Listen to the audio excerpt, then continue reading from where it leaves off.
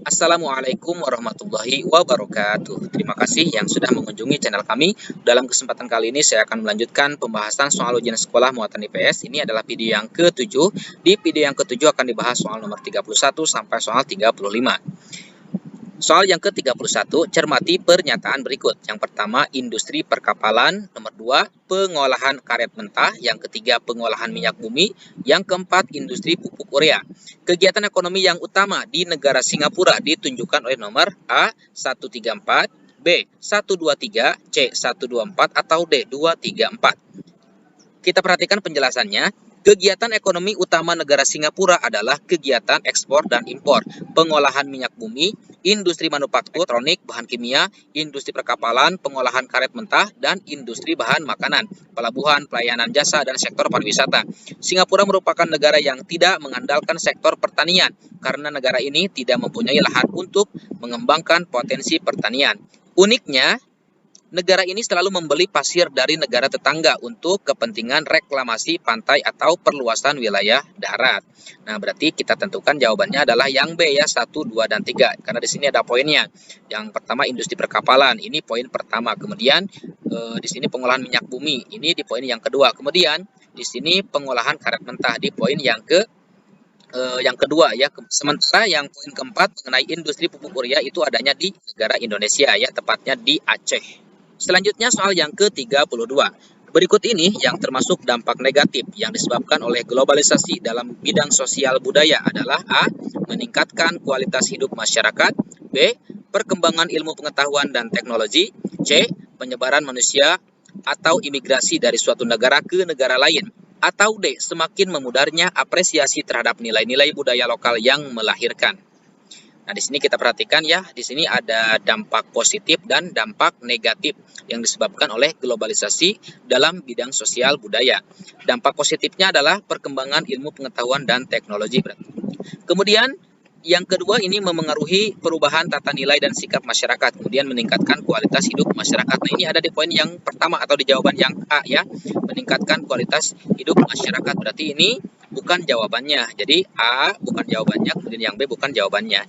Selanjutnya penyebaran nilai-nilai positif dari budaya asing, kemudian penyebaran manusia atau imigrasi dari suatu negara ke negara lain. Nah, ini ya, penyebaran manusia atau imigrasi dari suatu negara ke negara yang lain, ini berarti faktor positif ya. Jadi A, B, C ini faktor yang baik, faktor positif. Kemudian selanjutnya mendukung perwujudan hak asasi manusia.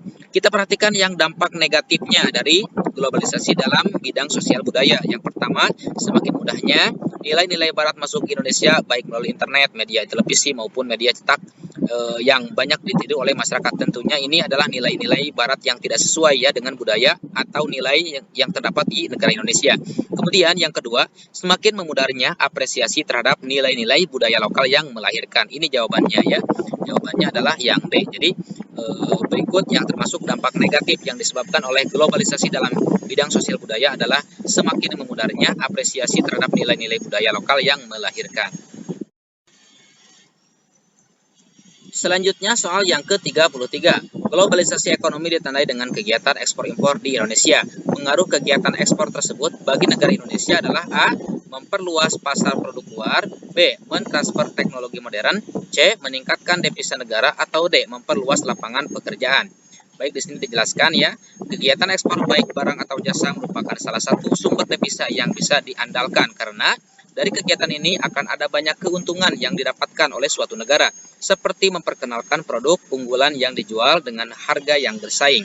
Secara sederhana, devisa adalah kumpulan valuta asing atau mata uang yang digunakan untuk transaksi berskala internasional, yang berfungsi sebagai medium pembiayaan transaksi perdagangan antar negara atau perdagangan internasional.